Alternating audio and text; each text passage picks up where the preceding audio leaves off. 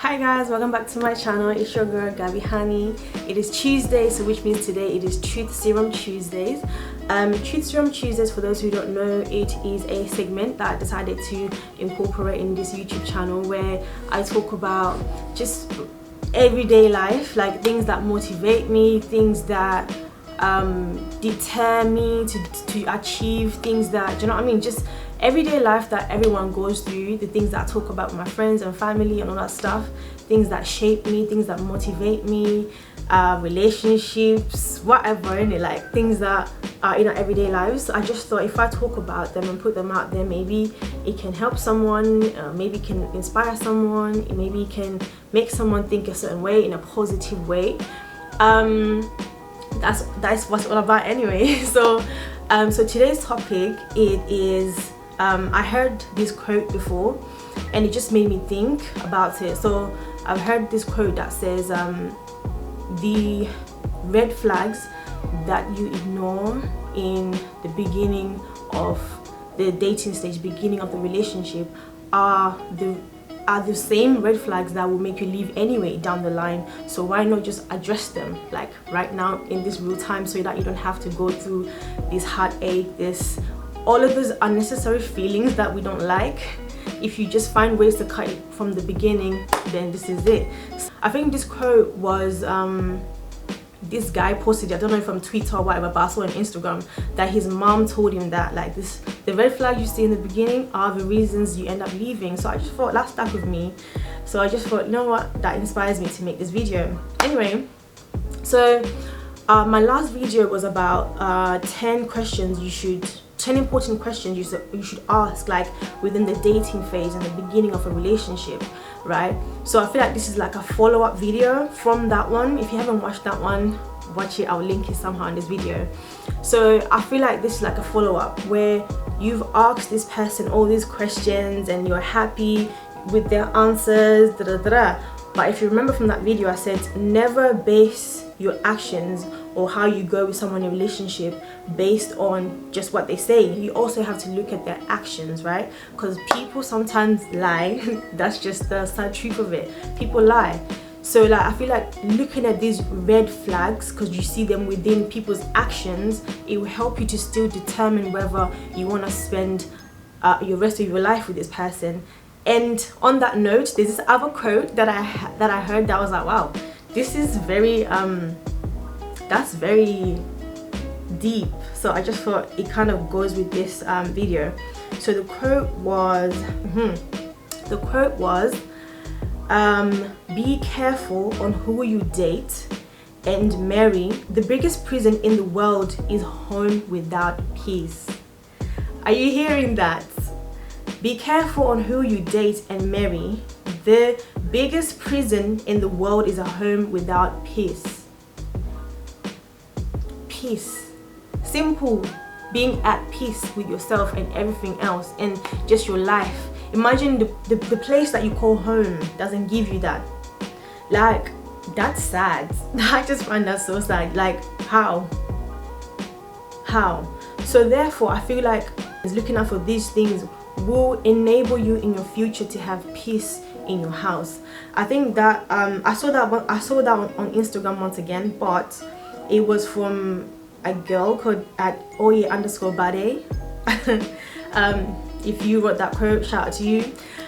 So basically, I just felt like the person you choose today will determine what kind of future you have, what kind of peace, what kind of, do you know what I mean? And once again, I want to reiterate that these questions are for when you are dating for marriage. You are dating to be serious with this person, not that you lot are just linking kikaka. Like, you're serious. This is a person that you're going to make your wife, your husband, and do this thing called life together for the rest of your lives. Do you know what I mean? So red flags. If you can point them out at the beginning, then you can make sure that you can prepare for the future, to make sure that your future is steady. Like we as people, obviously we pick out things that we may not like in other people, but within those things there are things that you can tolerate, right? Depending on who you are, there are things that you can say, okay, I can deal with this. as long as that person is willing to understand where I'm coming from and kind of work within that. But there are certain things that are just a no-no, and I feel like these are for me. Like, there are certain things that you may not be able to work it out depending, so I'll consider these red flags that you should watch out for in the beginning stages of a relationship, just so you can have that peace of mind. So I'm going to give you 5 red flags you should watch out for in the beginning. So the first one is gaslighting. Now, gaslighting, this is done by the people that really want to destroy other people's children. I feel like this one is so deep. It is a psychological one. It is for the evil people that really want to damage someone's life, I feel, because if you're doing this to someone, I don't know. If someone is doing this to you, I feel like that if you marry that person, if you stay with that person, your home will never be peaceful. Once again, like I said before, gaslighting. So this is when someone is making you question your reality, your perception of reality, making you doubt yourself every time, every day, making you feel like what you're saying is not really what it is, making you feel like you're always chatting BS, pretty much. Like, what you see as real in your life, it is not that. So these people do this in a manipulative way, where, like, for example, if you're telling them this is what you're doing to me, right, point blank period, if they're doing something to you, you tell them, this is what you're doing to me, this is how I feel, they will deny it. They will say, no, I'm not doing that. They will deny it. If you tell someone, oh, you're making me feel some type of way when you say this to me, when you do this to me, they will literally say, no, I don't do that thing that you're saying I do. Or it could be as simple as if you say maybe you had a conversation with this person, right, and you lot had plans or whatever. The next day you come to this person now and say, oh, yesterday we spoke about this, are you going to do that? And they will say, no, we didn't speak about that. No, are you alright? They'll be like, are you alright? We didn't speak about that. Like, you I don't know where you got that from. That wasn't me. Oh, that's not what I said. They will blankly deny what is the truth, what is real, just to make you feel. So they make you feel crazy. You start now questioning your reality, questioning your what is real, what is not. You start to have low self-esteem when someone constantly treats you like that. You start to feel like, am I being too sensitive all the time? No, that person has altered who you think you are. If you know you're the kind of person that likes you know you like going out, right?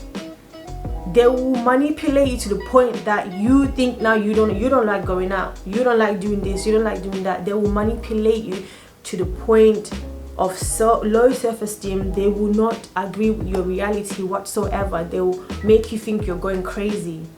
Those are the type of people that are manipulative. So now you always end up apologizing for things that you shouldn't be apologizing for things that are not happening, because that person has made you feel less than. These people will start breaking your character. They will break your character all the time until you feel yourself like, nah, I can't stand for myself. They make you so dependent on them in the end. So someone who gaslights you, I wouldn't want to mess with that. People who want to make you feel like you're crazy, making you doubt yourself, making you think what they're saying, you don't know yourself, pretty much. So watch out for that. So the next one is how someone is with their finances, how they deal with their financial decisions, I guess. So that's number 2, how someone deals with that, their finances. Once again, you're not looking out for these things because you have some ulterior. What? Bro, what are you talking about, man? Hey, English. Hey, ulterior motives.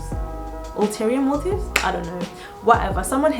You're not asking this because you have other motives, right? You're asking these questions because you want to see if you are aligned with this person in this certain aspect of life. Because let me tell you, 80% of divorces end because of financial reasons, right? Money is a big thing in relationships. It's a big thing. You and this person, are you aligned? Are you financially like-minded? You get that? Are you financially like-minded with the person you're dating, the person that you want to end up with?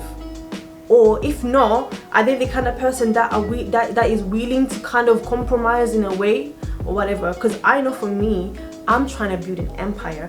I am trying to leave wealth for my kids or my grandchildren, right? I have a goal. I want to reach somewhere in this life. You get it? But if you're with someone that will just spend their money recklessly, who doesn't prioritize, do they want to invest the same way you want to invest your money? Do they want to grow their money? Or are they happy just being the kind of person that, oh, maybe they're buying weed, they're buying alcohol all day, every day, weekends, they're always late, yet you can't pay your electricity in your house?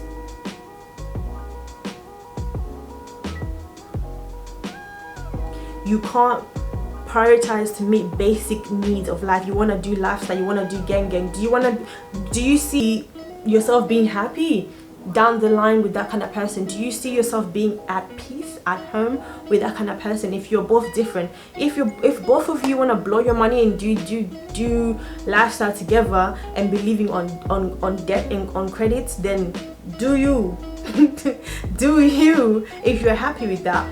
But if you and this person, can you and this person come together and have business ideas, how to grow your money? Do you know what I mean? Can you and this person do that? Financially like-mindedness is a very big thing, because it sets you up nicely for the future. It makes sure that it makes you know that my future is as secure as it can be, because life as we know it can just switch, right? Is as secure as it can be at the moment, and we know we have a plan how to make it more secure. Do you get what I'm saying? So watch out for that. Them people that want to do lifestyle and be buying Gucci gang, buy this and the other, and yet you're sleeping on a mattress at home. And yet where are you going in life? Where are you going? Prioritization, money decisions, money making decisions. You need to make sure you and that person are aligned. Otherwise, it don't gonna work. It ain't gonna work. Person is gambling. You're spending money anyhow, you're blowing the money. What kind of life am I supposed to build with you though? You need to watch out for that. If someone's being reckless, you're not saying that if this person doesn't have X amount of money, I'm not gonna date them. No, that's not what I'm saying. I'm saying both of you are on the same page or whatever. Both of you know where you're going in life. I like the idea of building a foundation with someone. I don't have to get married to someone that's filthy rich. As long as I can see that you are ambitious, that you have a goal, that you're working towards, we're doing something together, we're seeing progress, great, I'm happy with that. And your progress is to the level I see myself reaching, not to a certain, because people have different levels of, oh, I'm comfortable now, different levels of, oh, I'm happy now. If I'm dreaming about getting a mansion, if I'm dreaming about getting a Ferrari, if I'm dreaming about getting a Lamborghini, whereas your success, your idea of success, your idea of I've made it in life, I'm only gonna make financial decisions to get to a certain level where I can live in a 1-bedroom flat, I'll be happy with that. That's not aligned. Our journeys are different. I'm going to hustle differently than you're going to hustle. Do you get what I'm saying? So that creates a mismatch. So financial decisions, what are they doing? If they're not where they want to be, which most of us aren't, I'm not where I want to be. I'm grinding, I'm doing something.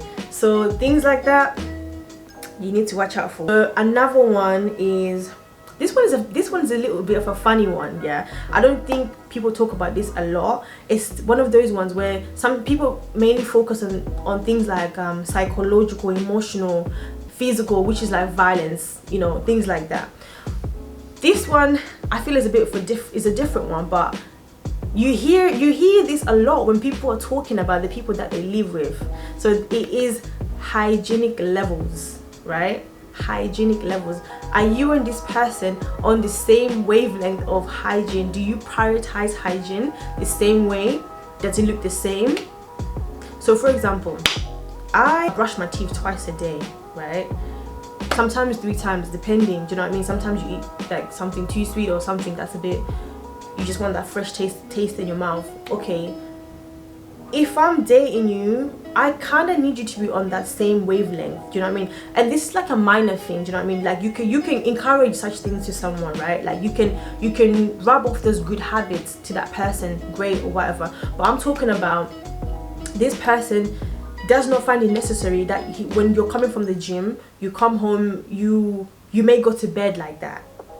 You may stay the whole day not showering. I shower twice a day. I expect you to be the same. I just feel like, do you know what I mean? It just makes life easy. Because if I'm coming at you and trying to make you understand that you need to cut your nails, you need to clean your nails every time, and you don't do that, that's a bit frustrating. I'm just saying minor things. People, you don't find value in cleaning after yourself after the toilet. You should be with someone that always wants to be clean for you, that always wants to present a clean environment for you. Cleanliness is close to godliness. That's what they say, right? So find someone who respects you enough to be clean for you at all times, to keep up that hygienic level. Otherwise, can you imagine the kind of environment you're going to be in with that person? And can you imagine the frustrations? Okay, this one might be like maybe like a minor one. Do you get, like, it's not something that you maybe, depending on how this unclean this person is. Imagine rolling up to someone's house, yeah, you've been dating. Imagine rolling up to their house, and then you see a big pile of things everywhere. You can't even get into the house. You can't. Would you pursue that relationship? Would you pursue that person like that? Be honest with yourself. If you rolled up into someone's kitchen, their pots and pans they look like they've been left there for God knows how long. There's socks everywhere, in the dining room, in the toilet, in the living room. There's a pile of clothes maybe in the living room somewhere. And it really looks like this person is comfortable like this. Would you want to pursue that kind of relationship? I don't know. I don't think so. So that's a lot. So yeah, things like that really. If you expect me to roll up to bed or sleeping and you expect me to be clean and fresh, I expect the same from you. No one is exempt from sweating, from, you know what I mean? No one's exempt. So keep it up. Have someone that's on the same level as you. So the other one is behavior in public. Look at someone's behavior in public always. So you can clearly see this in the dating phases, right? In the beginning stage of a relationship. Hopefully you are going out, you're not just staying home all day every day, and that's how relationship is going. It's important to see how someone behaves, interacts socially with other people, how they look at people. Are they judgmental to people? How do they treat the waiter, the waitresses? How do they do that? Do they have manners? Thank you, please. I find those things important. Like, I find someone who can treat everyone the same important. Someone who has integrity, someone that is polite. Do you get? Like, I went on a date before. I went on this one date before, like time ago. So me and this guy, I think we went to a restaurant, right, to eat. The waiter comes and the waiter's asking simple questions like, oh, maybe like, where would you lot want to be seated, or what do you lot fancy? And the guy was just so unnecessarily rude in the way he was replying to this guy. And I'm thinking the guy didn't do anything wrong. Like, why are you being just rude for no reason? I don't know. I don't play with that. Like, I find that very rude. I find that that person can do that to anyone. The next thing they're doing it to your parents. The next thing they're doing that to your sisters. Just being rude for no reason. Cut that out. And like behavior in public as well. So this person is now treating you differently when you go outside. Red flag. This person is always locking you in the house. No, we don't want to do anything. Now when you're going out in public, they're dodging and diving. You lot are walking through alleyways, you're using shortcuts. What are you hiding for? What are you hiding for? That's another one. Behavior in public. Sis, that's a red flag. Like, oh, if you're a man, that's a red flag. Like, you should be with someone that they can comfortably show you off, walk around with you without feeling ashamed, without trying to hide you. Okay, so that's behavior in public. Look what they're doing. Are they shifty? Do they keep looking and ducking and dodging and looking everywhere else, looking at everywhere else but you? Behavior in public. Are they looking and staring at other women while you're there, being disrespectful? Behavior in public. Do they treat you differently when you now meet their friends? Do they now treat you like something, like, you know, you ain't that special, but when you're home, we're doing cuddle, we're cutesy? Do you know what I mean? Look at that behavior in public, especially the one interacting with other people. How are they doing that? So the fifth one is a lack of emotional intelligence. This one is a bit of a back and forth one, because I saw this video on YouTube. I can't remember who I was watching, and the person was like, her boyfriend had learned how to be more emotionally available for her, and I feel, okay, cool, like, this is what I was saying in the beginning. If you see certain things, maybe you can think, okay, if I highlight this to this person, maybe they're not aware. As long as it's not damaging to you to the point that you lose yourself. If you feel like if you highlight this to this person, you feel like they care for you to a certain level, to want to change that aspect about them that's making you feel some type of way. So that could be lack of emotional intelligence, but it can also be a red flag in a way of it's draining for you. So lack of emotional intelligence is when someone cannot relate to you on an emotional level, on a support level of emotional intelligence. Like, say if I'm upset and this person is like trying to comfort me, but in the process of comforting me, they start talking about themselves, they start saying something else. Now that attention is shifted away from you, it's onto them. People can learn that. If you highlight that to people can learn that and change that. Like I said, sometimes they don't mean it, but sometimes when someone keeps repeating the same things you highlight, then you need to think about that and think if that's for you. Are you going to keep reminding someone of something every day, every time? So that emotional intelligence is like when they are trying to comfort you, or they say inappropriate, being insensitive all the time. If I'm coming to you, if I'm letting you know something is bothering me, you should be able to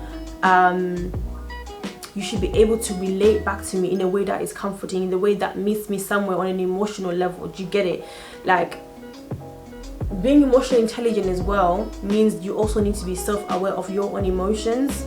Do you get what I'm saying? So a lot of reflecting. If you're the kind of person that someone has highlighted to you that you're not meeting them on a certain emotional level, you need to do a lot of reflecting on yourself, a lot of reflecting on those situations that they've highlighted, so that you know how to further deal with that. So yeah, lack of emotional intelligence is just someone that cannot like express themselves in a healthy way as well. So thank you guys so much for watching this Truth Serum Tuesday. I will be more consistent. YouTube is not that easy. I underestimated the time that it has to go in this to make a video, to edit it, to put it out there, but I'm trying my best. I'm enjoying the process so much as well. It's still scary to me. I still get anxious about it, but I said in my very first video, feel the fear and do it anyway.